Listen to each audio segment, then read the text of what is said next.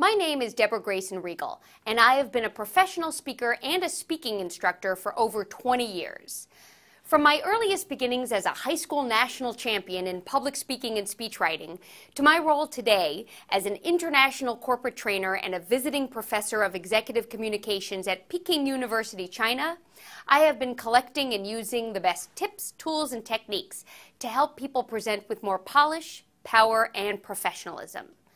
The skills that I will be sharing with you are based on my own experience in instructing hundreds of thousands of speakers around the world.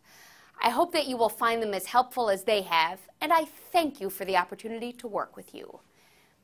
Do you remember the movie Ferris Bueller's Day Off? In this classic comedy, popular high school student Ferris Bueller simply cannot fathom spending another gorgeous, sunny day stuck inside the school building, suffering through dull classes and tedious teachers. With his best buddy Cameron Fry at his side, the two of them spend the day taking the city of Chicago by storm. Cut to his economics class, where the hapless teacher kicks off his class with a painfully monotonous roll call. Fry, Fry, Bueller, Bueller, Bueller. The teacher's voice was slow, drawn out, bland, and boring. He sounded like he couldn't care less if his students were there or not, and even like he couldn't care less if he himself was there. Who wouldn't want to skip out of a class as dry, dreary, and deadly as that? Please, don't let your audience feel this way about you. If you've taken the time to prepare for a presentation and your audience has taken the time to listen to you, you both deserve to feel something while you're in the room. Like what? Like interested, engaged, inspired, motivated, connected, convinced. Sound good? It does to me. And if it does to you too, then some sound advice is to make yourself sound interested, engaged, inspired, motivated, connected, and convinced if you want your audience to feel it too. How do you do that? By using vocal variety in your speaking voice to create a warm, welcoming, and appealing atmosphere for yourself and your listeners. Without vocal variety, your listeners don't know what to pay attention to, which parts of your presentation are most relevant to them, and when you're ready to change topics. Your tone, pitch, and pace of speaking serves as a signal to your audience to listen up now, or let's get serious, or don't miss this part, or let's take a moment to reflect. In the same way that a cooing, giggling baby signals, what you're doing is making me happy, keep going, even without saying a word, your voice lets the audience know how you're feeling and how they should be feeling too. Without such expression, your listeners will lose their focus, miss your meaning, and ignore the impact, all of which can throw you off as the speaker. In my experience, when it comes to vocal variety, you'll want to keep in mind the letter P to guide your presentation style. Pace, projection, pauses, pitch, and pronunciation. Let's take them one by one. Think about a time when you were nervous making a presentation, or when you were listening to a speaker who you could tell was nervous. What did you notice about his or her pace of speaking? Chances are the speaker was racing through the presentation, speaking a mile a minute, hoping that by picking up the pace, the whole thing would be over sooner. Well, it may have been over sooner, but the listeners were left feeling spoken at rather than spoken with by the rush of words. The audience probably didn't remember much of what was being said, if they were able to understand the speaker at all. When we get nervous, a flood of adrenaline takes over, and we speed up our words and our breathing. One of the best ways to combat our nerves, or even create the illusion of self-confidence, is to manage a steady, even pace throughout most of the presentation. And even if you think you're already doing this, it's likely that you sound one way to yourself and another way to your audience.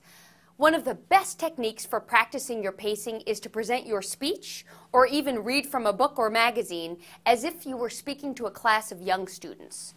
When we speak with young students, we are naturally inclined to decrease our pace and increase our energy in order to ensure that they understand us and that they're paying attention. While I assume that you're presenting in real life to adults, adults, like young children, benefit from us helping them to comprehend and to remember new, complex, or important information. In addition, adults, like young children, can be easily distracted. Have you ever noticed how inattentive audience members with smartphones or even a pen can be? When you race through your presentation, your audience has a great excuse to tune you out. But when you take your time to really connect with your listeners will be more inclined to connect with you. Of course, while slow and steady wins the race, you will want to mix it up a bit during your presentation. While a leisurely pace conveys comfort, importance, and even seriousness, picking up the pace conveys urgency, excitement, passion, or emotion. A useful technique for deciding when to speed up is to take your approved speaker slide decks and select the spots where you want your audience to feel more motivated, stimulated, or lively. Highlight those words or sentences, and when you rehearse your presentation, practice speeding up just those parts, followed by resuming your regular pace. Let's move on to projection. Projection is about the volume of your voice and how it relates to your topic, your audience, and your environment. What do these elements matter when it comes to how loudly or quietly you are speaking? Well, imagine someone shouting during a presentation. It would seem quite inappropriate and uncomfortable. For most of the topics that you speak about in a business setting, you'll want to keep a moderate volume throughout with some occasional changes in volume when you want to call your audience's attention to something important. If you really want your listeners to take notice of an important point, get quiet. As you see people lean in to hear what you have to say, you will know what it really means to be an active listener. Now, let's talk about the power of the pause. A pause is a powerful way to give emphasis to important concepts. Pauses should come as a natural result of you giving more stress to a particular idea, word, or action that you want your audience to take. In addition, as speakers, we deliver information far more quickly than our audience can really hear and absorb it. Pauses give our listeners a well-needed break to catch up. Of course, you don't want your listeners to wonder what your pauses mean. Therefore, make sure you use them strategically, appropriately, and sparingly. Use the same technique to work on pauses as you use to practice your pace. Go through your written document and highlight where pauses would help your audience understand and retain key concepts. In addition to pausing, changing up your pitch can help your audience stay attuned to your message and your meeting. Think about professional baseball pitchers. While most of them have one particular pitch that they rely on to deliver the goods, every pitcher needs to be able to change it up to keep the batter on his toes. Curveball, fastball, knuckleball.